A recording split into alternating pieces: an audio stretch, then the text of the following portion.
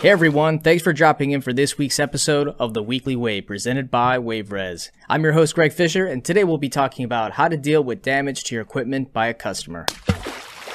In the previous episode, we spoke about how to handle difficult situations with your customers, and we briefly discussed some ways to deal with damaged equipment. We're going to dive in a little deeper on this topic and share some great tips to improve your processes. When one of your customers comes back from a trip and you notice damage, you'll really never know how the customer will react. First and foremost, you want to ensure the safety of your customers, but you also need your equipment to be brought back in good condition so it can be rented to the next customer. I've seen equipment damages spiral out of control to the extent that operators not only have to come out of pocket for the damages, but they have to deal with potential credit card disputes, bad reviews, and the loss of future revenue. The operators that have the best results with equipment damages are well prepared and hold themselves accountable even when it's not their fault. Let's first discuss damage prevention.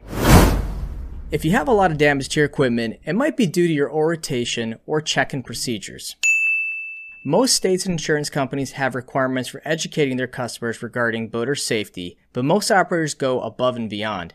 Some operators will simply not rent to new boaters or provide additional training to ensure they have everything they need. No one ever said too much training or education is enough, but find ways to get the message out prior to arrival, such as sending a safety video in their confirmation email or text. If your check-in process is already too long, then you might have unhappy customers. Remember, it's okay to simply refuse service to some customers that are a risk to themselves or other boaters. If they are struggling to leave the marina or they appear incompetent, then you may want to reassess the situation. When customers are checking in, you need to walk out to the boat with the customer and have them document any current damage to the boat. Some operators take a video or photo so there is more solid proof. It only takes a moment and it provides ammunition if a customer is trying to dispute. On a personal watercraft, I found using white duct tape to cover minor damages as a simple way to hide and document previous damage. It also looks better visually. And if it's possible in your state, get as much information from the customer as you can, such as valid photo ID, phone number, and credit card details. Have the customer sign a document with the cost of replacement or repairing the boats so they are aware. Some of this info will be helpful if damage is excessive and you need to file legal action. Now, when a customer comes back from their trip, the first thing your crew should be doing is walking around the vessel and checking for damage. Damage is spotted, ask the customers if they know anything about it. They say they aren't responsible, review the check-in documents and photos to verify their claim. If they are found to be responsible, you have the right to ask for damage fees, but it's not always that easy. I find most operators will write off small damages as a cost of doing business. It's also not worth a confrontation over a small fiberglass repair. The aftermath of a damage negotiation could be more costly with credit card disputes and negative online reviews. However, if the damage is significant, it could greatly impact your operation. Here are some great tips that some operators found helpful in this situation.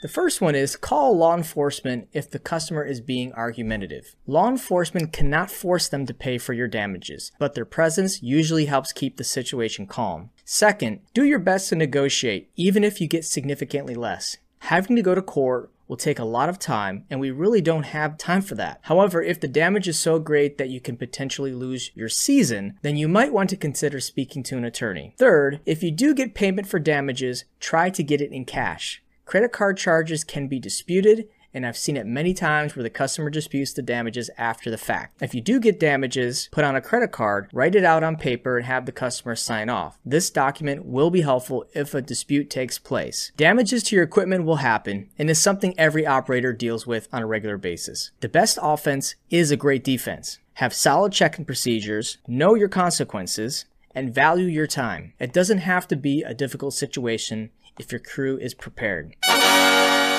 If you thought this podcast was helpful today, hit that like button and share. We all appreciate your comments and questions on social media as well. We also appreciate you reviewing the Weekly Wave on your favorite podcast app. Again, I'm Greg Fisher, and thanks for listening to the Weekly Wave.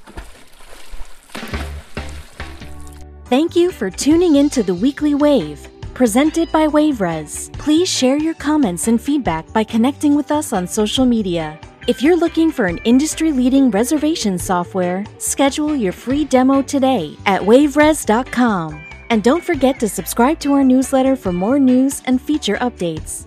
Catch you next time.